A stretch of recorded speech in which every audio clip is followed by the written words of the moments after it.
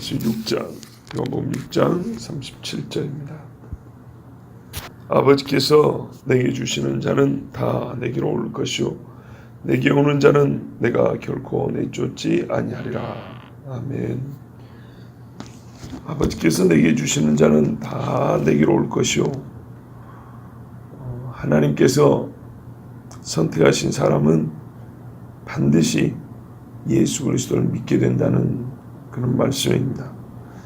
만일 사람이 이 구원의 궁극적인 기초, 사람 자신이 구원의 가장 그 기초라면 어떤 사람도 자기 구원을 확신할 수 있는 사람이 없습니다. 만일 사람이 예수님을 믿을지 안 믿을지 모른 채로 예수님 죽으셨다면, 그러니까 하나님이 정해놓은 사람이 없이 누가 믿을 수도 있고 안 믿을 수도 있고 그런 상태에서 혹 믿을 사람이 있을지 모르니까 그러고 예수님이 죽었다면, 그렇게 일을 하시는 하나님이 참 이상하기도 하지만 실제로 예수 믿고 구원 얻는 사람은 없을 겁니다. 우리가 작년에 첫사람이 처음 죄를 지은 후라는 이런 비슷한 제목의 설교를 한 적이 있었어요. 아담과 하와가 선악과를 따먹은 다음에 그들에게 일어난 일을 한번 살펴본 거예요. 과연 한 가지 죄를 짓고도 이 모양이 됐는데 어떤 사람이 죄인으로서 하나님을 자기 스스로 의지와 결단으로 찾고 구원을 이룰 수 있겠느냐는 건데요. 봐보십시오. 한 가지 죄를 짓고도 하는 게 뭐냐면 하나님을 피하여 숨었어요. 사람을 죽인 것도 아니고 따먹지 말라는 열매 하나 따먹고도 하나님이 두렵고 부끄러워 숨었고, 세상에 내 몸이요 내 뼈라고 내 살이라고 했던 정말 기뻐 그지 없었던 자기 아내를 이 여자가 나보고 먹으라 그랬다고 하면서 그 하나 죄를 지은 이후에 스스로 요즘 말로 하면 이혼 선언하듯이 한몸된 연합의 관계를 말 한마디로 쪼개버렸습니다. 이게 딱 한 가지 죄를 짓고 나고도 일어난 일입니다.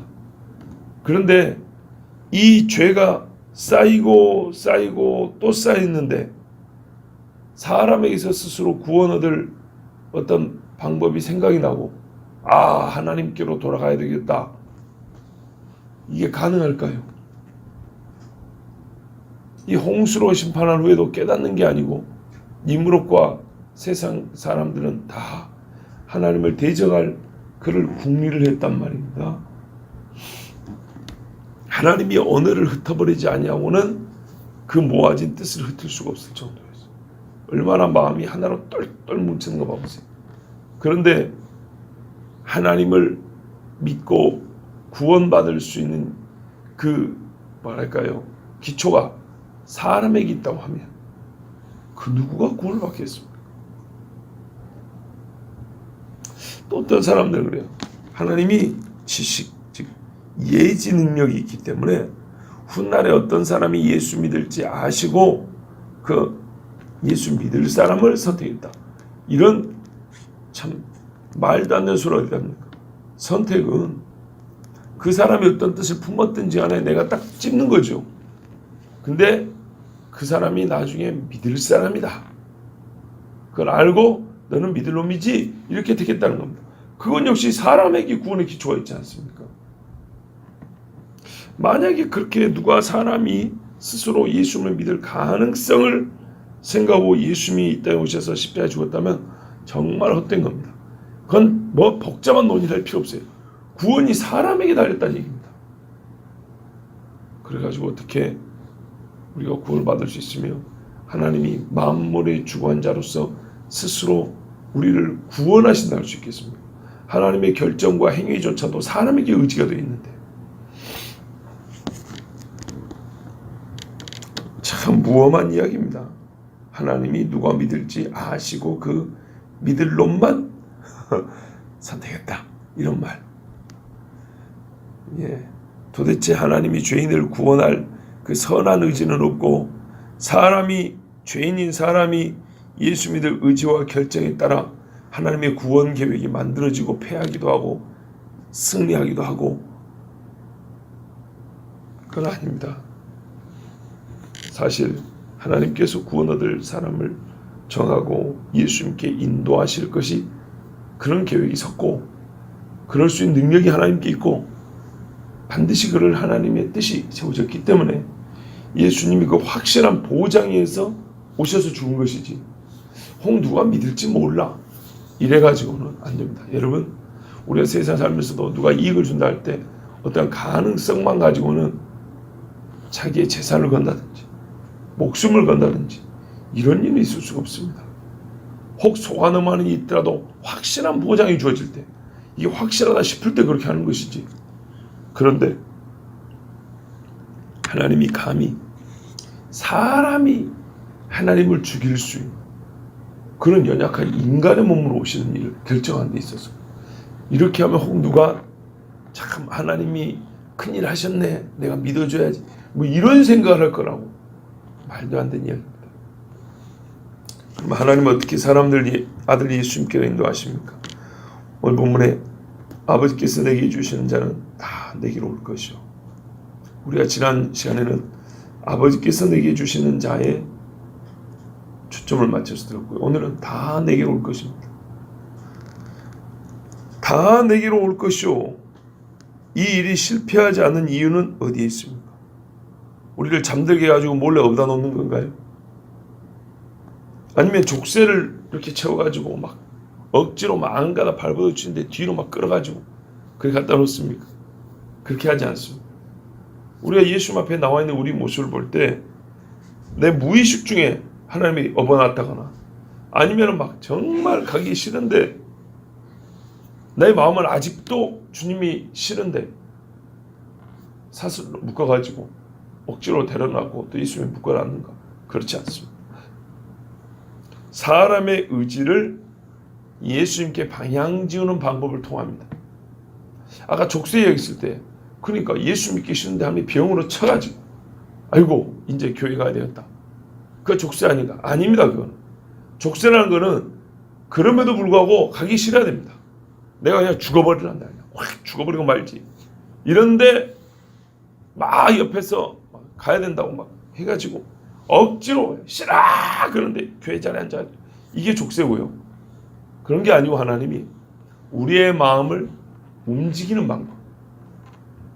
사람은 유전적인 것도 있고, 그러니까 타고난 기질이라는 게 있죠. 이런 것도 있고, 재력이나 또는 여러 가지 삶의 이 평안함이나 고통이나 이런 환경에 따라, 또는 우리가 어떤 지식을 가지고 있느냐에 따라, 어려서부터 불교를 배우면 또 어렵겠죠. 이 모든 것에 의해서 우리의 의지가 이 방향이 정해지는 경우가 많습니다. 영향을 받는다는 얘기입니다. 우리 사람의 의지에 영향을 줄 수 있는 그런 외부 조건들을 하나님이 사용을 합니다. 특별히 어떤 사람은 예를 들어서 이 건강에 엄청나게 신경을 많이 쓰는 사람도 있어요. 다른 사람보다 유독. 그래서 밥 한 끼를 먹는데도 이것저것 따져보고 막 지라고 어떻게 밥을 먹나 싶은 거 있죠. 그런데 그런 사람들 어떻게 해요? 하나님이 건강을 이렇게 살짝 건드려 가지고 하나님께로 가야 되겠다, 이렇게 마음을 바꾼다 이 말입니다. 이런 식으로 마음을 바꿀 수 있는 방법을 하나님이 알아요. 이렇게 해서 하나님께 오도록, 그 아들 예수께로 갈 수 있도록 하나님이 인도를 합니다. 그런데 그렇게만 한가? 그렇지 않습니다. 어떤 사람은 아무리 그래도 안 움직이는 사람도 있습니다. 진짜 노성벽 같은 돌로 된 마음이 있습니다. 이런 사람은 어떻게 하냐? 우리 하나님이 뭐랄까요? 생기를 불어넣지 않는다. 이게 무슨 말이냐면, 아까 앞에 같은 그런 사람들이 있는가 하면, 그러니까 그런 방법으로 되는 사람이 있는가 하면 저런 방법으로, 그런 말은 아닙니다. 근본적으로 성경에는 우리 보고 말하면 우리의 마음이 죄와 허물로 죽었다 그럽니다. 이 죽었다는 말은 죄와 허물이 있기 때문에 네가 나중에 반드시 사망의 심판 선고를 받을 것이다. 그거를 말하는 게 아니고요.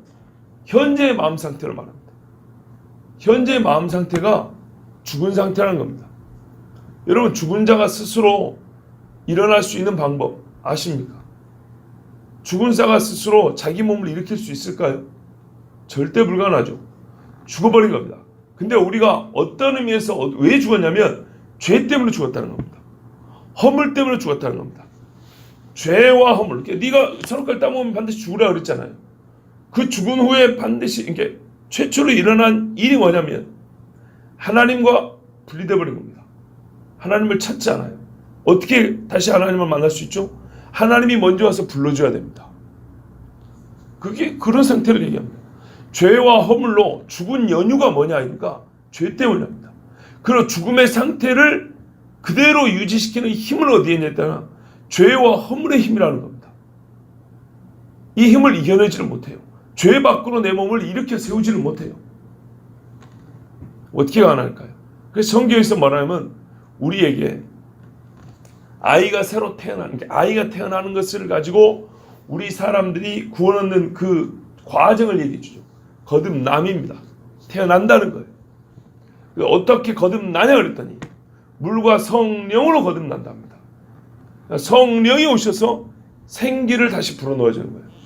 아담이 흙으로 돼 있었는데 아직 살아있는 사람이 아니죠. 살아있는 사람이라면 어떻게 해야 돼요? 성령이 그 사람에게 영을 불어넣어줘야 되죠. 불어줘야 돼. 그 불어주면 눈을 번쩍 뜨고 살아있는 사람이 된 것처럼 죄와 허물로 죽은 우리에게는 죄를 이기는 영의 힘이 있어야 된다는 겁니다. 그래서 뭐라고요? 너희가 성령으로 말미암지 않고는 예수를 주라 신하지 못한다. 성령께서 우리의 마음에 생기를 불어넣어줘야 최초의 사람이 생명, 살아있는 영으로서 사람이 된 것처럼 죄와 허물로 완전히 죽어서 죄를 이길 아무리 발버둥을 쳐도 죄 바깥으로 못 나가요. 죄 바깥으로 못 나간 사람은 하나님 보기에는 뭐라고요? 죽은 자예요, 죽은 자. 그래서 이런 환경적인 하나님의 그 뭐랄까요, 움직임을 통해서 사람의 마음이 주님께로 돌아갈 의지를 약간 품을 수는 있지만 그것이 곧 주께로 우리를 완전히 인도해 놓는 건 아니에요. 그래서 사람의 기질에 따라 좀 온순한 사람이건 좀 강경한 사람이건 최종적으로는 성령께서 우리 마음에 바람을 훅 불어넣어 주셔가지고 아담이 생명이 된 것처럼 사람의 이 심령이 죄와 허물로 죽은 상태에서 살아난 상태로 바뀌어야 되는 거예요. 바뀌어야 그때부터 뭐가 들어오냐? 씨가 들어오면 여기서 쿵쾅쿵쾅해서 싹이 나는 거예요. 이 영이 들어와 성령의 바람이 훅 불어와서 이 마음이 바뀌어서 믿을 준비가 되는 걸 말하면 그걸 거듭났다 그래요. 이거 중생이라 그래요. 그러면 이 밭에 성경에 보면 뭐라면 베드로전서 1장 23절에 너희가 거듭난 것이 재밌습니다. 썩어질 씨로 된 것이 아니라 영세하고 썩지 아니할 보배로 하나님의 말씀으로 됐다 그랬어요. 그러니까 여기에 이제 말씀이 심어지는 겁니다. 그럼 뭐가 돼요? 옥토해가 됐으니까 여기에 말씀이 심어지니까 여기서만 열매를 맺죠. 돌짝, 길가, 가시 엉켜 있는 밭 이건 열매를 못 맺습니다. 그런 땅은 사람 보기에는 종류가 다양한 것 같지만은 가능성이 10%, 20%, 30% 같지만 이거는 사람 눈에 보기에 차이있을 뿐이지 하나님 앞에 구원을 얻느냐 못 얻느냐에서는 세 개 다 똑같이 구원을 못 얻는 사람을 얘기하는 겁니다. 그러니까요, 성령이 들어와서 마음이 새롭게 되어야 그리고 거기에 말씀이 뿌려지면 그러니까는 우리가 이렇게 말하죠. 믿음도 하나님이 준다 말 때 그 말입니다. 모든 섬에 말씀이 뿌려지만은 이 밭이 말씀이 들어가서 발화할 수 있는 밭이 되냐 못 되냐 이건 역시 사람이 어떤 의지의 결단으로 되는 게 아니라 하나님의 영이 우리의 마음을 그렇게 불어서 준비시켜 줘야 그때 말씀이 씨가 뿌려지면 이게 어떻게 해요? 싹이 난다 이런 말입니다. 그래서 성경에는 사람이 예수 믿을 때 반드시 거듭나야 하는데 이 거듭남이 그러니까는 구원의 첫 단계입니다. 어떻게 가능하면 물과 성령으로 된다. 이렇게 말하고 있습니다. 그러면서 너희가 확실히 구원을 얻으려면 어떻게 되냐면 씨가 뿌려진다. 말씀이 뿌려져야 된다. 그러니까요. 성령이 훅 뿌려졌는데 눈을 떴는데 뭐 어쨌다는 얘기예요. 말씀이 들어와서 자기의 믿을 일을 이 마음이 붙잡아야죠. 그러면 이 일을 누가 해주냐? 하나님은 이 일을 교회에 맡기신 겁니다. 성령이 역사할 때 사람을 통해서 역사하고 하나님의 말씀을 사람 통해 증거하는데 하나님은 이 일을 성경적으로 보면 아주 그냥 단순하게 말하면 그러면 하나님이 보이지 않는 공기를 쓰시느냐? 하나님이 그냥 귀신처럼 사람을 사용하지 않고 그냥 휙휙 다니면서 이렇게 하냐? 어느 날 로또 봤더니 막 성경에 66권이 마음에 막 새겨지고 막 그러냐? 그러지 않고 어느 날 로또 봤더니 막 교회 가고 싶고 그러지 않고 전도자의 말을 통하여 그렇죠? 교회의 선포를 통하여 또 믿음의 사람들의 사랑의 그런 수고를 통하여 하나님께서 이런 일을 하신다는 겁니다.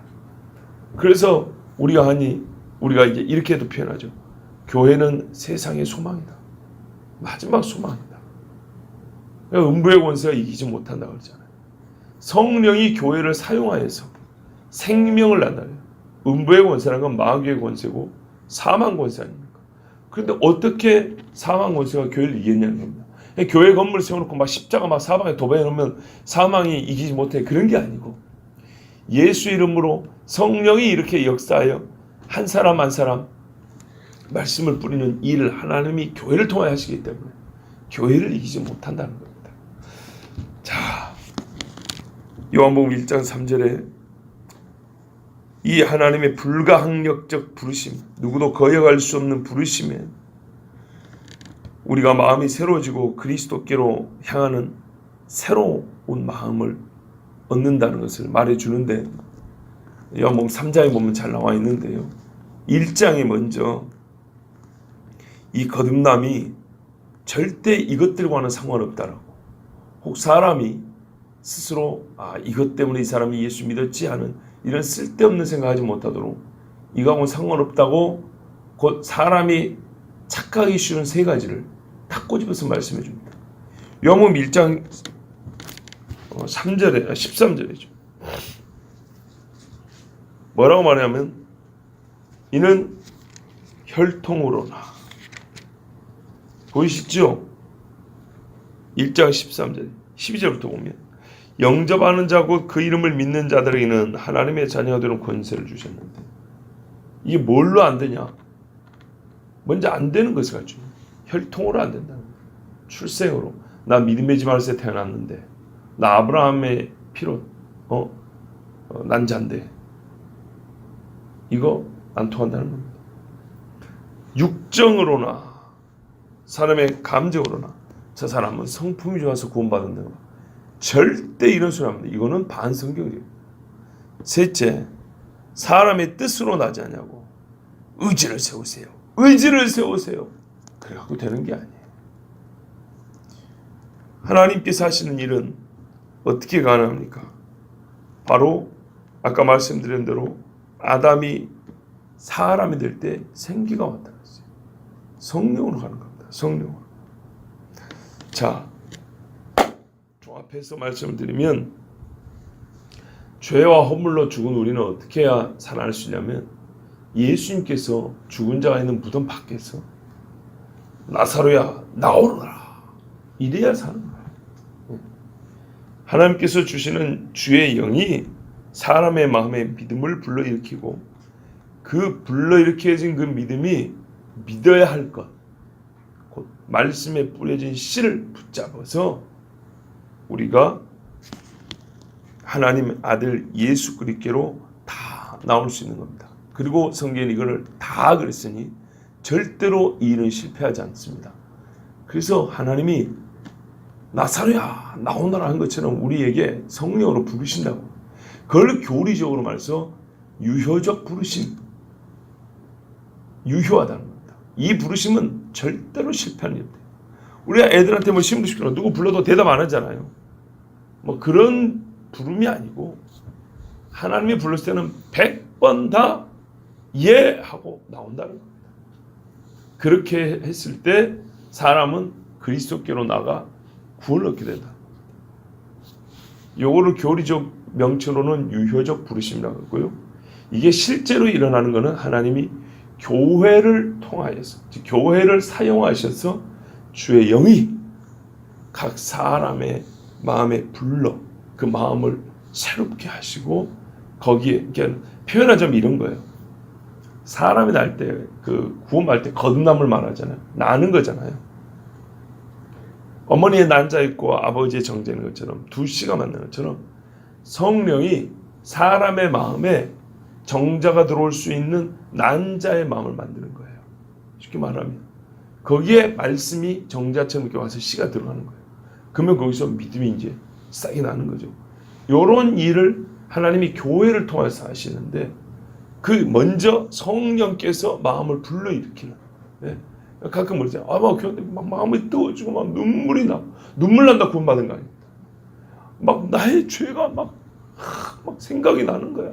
그래서 나도 모르게 막 눈물하고, 눈물 쏟아놓고 왔네. 그런데도 그 뒤로 교회 안 나온 사람이 있어요. 그러니까 그 눈물이 다, 그게 바로 이제 성령께서 우리의 마음을 불러일으키는 과정이 있는데, 그 다음에 어떻게 해요? 말씀을 드려야죠. 네. 때로는 귀신이 그 비슷한 모양을 만드는 경우도 있어요. 참 그건 조심해야 된다. 자기 서름에 그냥 오는 겁니다. 그러니까 이런 것들을 조심해야 한다고 옛날에 훌륭한 목회자나 신학자들은 경계에 경계했어요. 이건 차라리 왕강에게 거부한 것보다 더 위험하다. 왜요? 스스로나 보는 옆에 있는 교인들이 다 착각하거든요. 저 사람 구원받았다고. 그렇지 않다는 겁니다. 자, 하여튼 하나님께서는 교회라는 도구, 이 귀한 그리스도의 몸을 통하여서 몸이 움직이는 거잖아요. 그래서 성령이 우리에게 마음을 불러일으킬 수 있는 그런 통로를 삼으시고, 또한 말씀에 씨가 뿌려질 수 있는 그런 도구로 삼으셔서 한 사람 한 사람을 부르시고, 그리고 그 부르시면은 단 한 번의 실패도 없이 전부 다 예수 그리스도로 나와서 구원을 얻게 하십니다. 이 일은 하나님이 하십니다. 그런데요, 내게로 온다는 말에 대해서 우리 하나 더 생각할 게 있습니다. 이 말이 꼭 구원과만 상관이 있습니까? 내게로 온다. 그러니까는 예수 안 믿었던 사람이 예수 믿는 데만 이 말이 쓸 수 있습니까? 물론 거꾸로 믿었던 사람이 안 믿게 된다 그 말은 아니에요. 무슨 말이냐면 예수님께로 가잖아요. 이것이 구원의 차원에서만 한정되냐는 얘기예요. 쉽게 말하면 구원받은 이후의 삶에는 이 말이 쓰일 수 없냐 그런 말입니다. 쓰일 수 있죠. 요한의 제자였던 사람들이 주님께로 왔습니다. 선생님 어디 계십니까? 나 여기서 잔다. 우리 여기서 같이 자겠습니다. 끝까지 주님을 따라가는 걸 얘기합니다. 그리스도께 온 자는 가만히 서 있거나 마치 꿈꾸는 몽환적 상태에 있는 것처럼 멍하니 예수님을 이렇게 보고 그런 게 아닙니다. 매우 의식적으로, 옛적에 이 의식적인 마음과 의지로 마귀의 일을 행했던 것처럼 이제는 달라진 마음으로, 그러나 여전히 깨어있는 이 마음으로, 의지로 예수님을 계속 따라갑니다. 그래서 성경이 뭐래요? 목자가 이끄는 대로 따라하는 어린 양이라고 하잖아요. 와서 목자가 예수님이 가만히 서 있고 사람들이 모여서 딱 앉아있는 이것이 끝나는 게 아니고, 왔어 가자, 그거 주님이 간단 말이죠. 그럼 계속 따라하는 거죠. 아니 한 번 왔어, 내 구원 받았으니까 내 여기 있을래요. 이런 신앙 상태가 잘못된 거라고 많이 말씀드렸죠. 이 말씀도 그렇게 딱 정적으로 이해하면 안 돼요. 주님께로 적극적으로 움직이게 되죠. 그 주님, 아니 불신에서 신으로 옮기는 이 움직임이 가능했는데, 이제 믿음의 세계에서 세계가 달라졌단 말이죠. 믿음의 세계에서 주님이 역사하는 그 길을 따라간단 말이죠. 요거까지 포함하는 얘기입니다. 우리는 눈만 깜빡깜빡하면서 예수 믿는 게 아닙니다. 그리스도와 함께 삽니다. 그래서 이 말씀은 제자됨이 내포되어 있습니다. 제자도. 그리스도의 십자가 앞으로만이 아니라 예수님의 무덤 앞에도, 그리고 나중에 예수님의 보좌 앞에도, 우리 주님이 다스리는 새 예루살렘에도 우리는 그 길로 나아가는 겁니다. 구약 성경부터 뭐라 합니까? 초막절에 예루살렘으로 와서 주께 제사하지 않냐고 경배하지 않냐고. 그때 무슨 제사라는 건 뭐냐면 죄 속죄해서 어린 양을 잡는 이런 말이 아니죠. 여호와께 경배하고 예배하지 않는 자는 주께 저주를 받으리라. 끝까지 주님이 계신 곳으로 나아갑니다. 예수님의 발자취를 따라 항상 주님을 따라갑니다. 이것이 하나님의 정하신 자로서 그리스도 예수를 믿고 구원 얻은 자가 행하는 삶이요 그가 걷는 발걸음입니다. 우리 주님 근데 이걸 뭐라고 말씀하냐면 아버지께서 그리스도께로 주시는 자라면 다 그렇게 한다고 했습니다. 그러니까 거꾸로 우리 이렇게 보는 겁니다. 믿는다고 하는데 예수님이 가시는 그 길을 따라가지 않는다. 예수님의 말씀 안 지킨다. 그러면 이 근원으로 쫓아가 볼 때 하나님이 아버지가 아들에게 보낸 자가 아닌가 보다. 이렇게밖에 볼 수 없다는 겁니다. 반드시 증거가 나타나니까요. 그러면 어떻게 해요? 본인도 신앙 공동체도 구원의 확신을 갖게 됩니다. 그렇죠. 예. 우리가 성경을 보고 또 신앙생활을 하면서 믿음과 행위를 분리할 수 없다는 것을 정말 시간이 지나면서 더욱 깊이 깨닫게 됩니다. 확인이 됩니다. 절대로 분리하여 이해할 수가 없습니다. 그 말은 곧 믿는 자라면 믿음의 행위가 있다는 것은 하나님이 말씀하시고 하나님이 정의하신 믿음이란 이런 거구나. 정말 실제적인 겁니다. 실제적인. 우리가 육을 가지고 하나님 생각해라 배부르다고 배부릅니다 주님 감사합니다 이게 아니죠. 하늘에서 만나를 주셔서 먹을 걸 주는 것처럼 먹게 하신 것처럼. 그러니까 참 우리가 사람 못됐어요. 하나님 앞에 주는 건 하나님 그런 거 말고 진짜로 주세요 이런단 말이에요. 그러면서 내가 하나님 앞에 믿으면 아니 그냥 내가 세례 딱 받았으니까 그런 줄 아시면 되지. 내가 교회 왔으니까 아니 나를 믿었다고 하지 나 믿음 못 믿어. 이런 바리새인들 자기들만 잘났다 이러면 안 된다는 거예요. 예?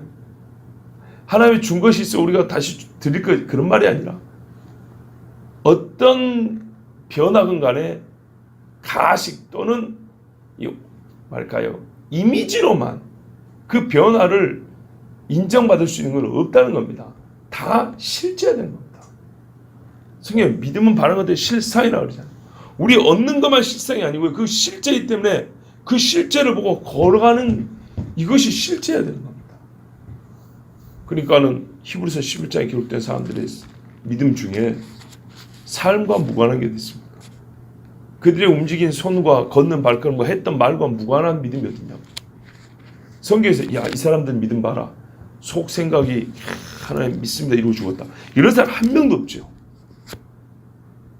우리가 표현이 좀 그렇지만은 라합 같은 이방인이요 여인이고 못된 음란한 짓을 했던 라합조차도 말하는 그가 정탐꾼으로 숨겨 그 믿음의 행위로서 자기 믿음을 증거했다고 그러잖아요.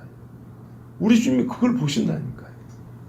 예, 아버지께서 정하여 아들에게 준 자는 다 아들에게 나가는데 죄인으로서 십자가 앞에 나와 자기 죄를 회개하고 영생을 얻는 것 뿐만 아니라 영생 얻은 자로서 이제는 마귀를 뒤쫓는 것이 아니라 어린 양이 목자를 뒤쫓듯이 예수 그리스도를 따라 주의 보좌 앞에 끝내는 새 예루살렘까지 들어가 주님을 경배하고 찬송합니다.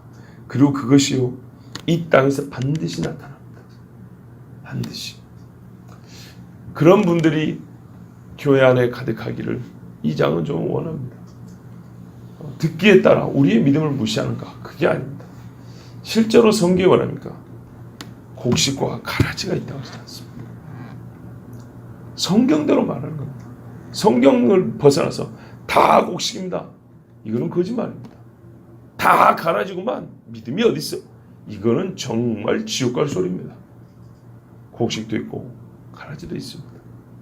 그런데 문제는 누가 참으로 하나님께서 정하냐 우리는 모른다.